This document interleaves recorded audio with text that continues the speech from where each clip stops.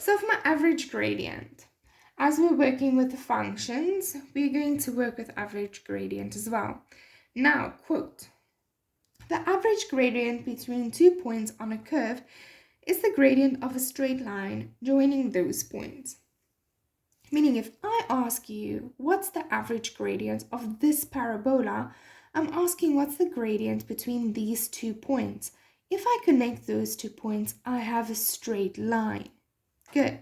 Now, from grade 10 and 11, you should remember what is our average gradient. And we know that our gradient is m equals to y2 negative y1 divided by x2 minus x1. So this is a formula that you do have on your formula sheet and that you should remember.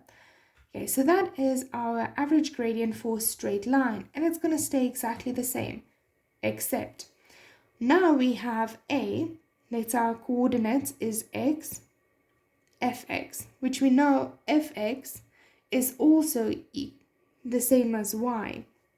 Now we have our h unit, which means h, if I can point down here, is the difference between x values.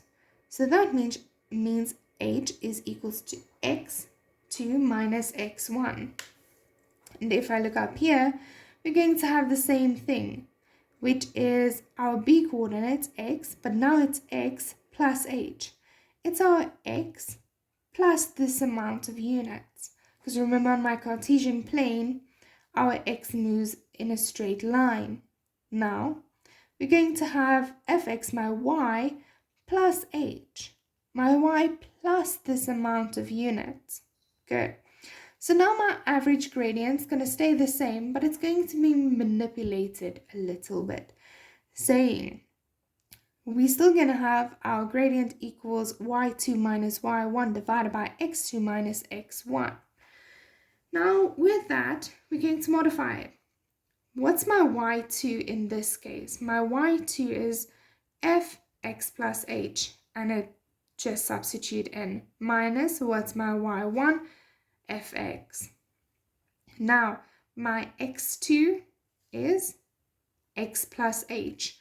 My x1 is just x. So it's x plus h, which is my x2, minus my x1, which is x.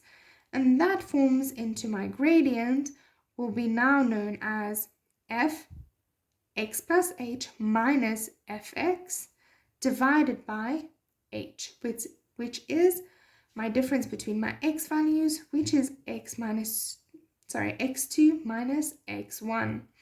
So now when we have an average gradient between two curved points, this would be our formula, and that will come in handy in the next things we need to do. But for now, I need you to understand how we got to this average gradient from our grade 10 and 11 one.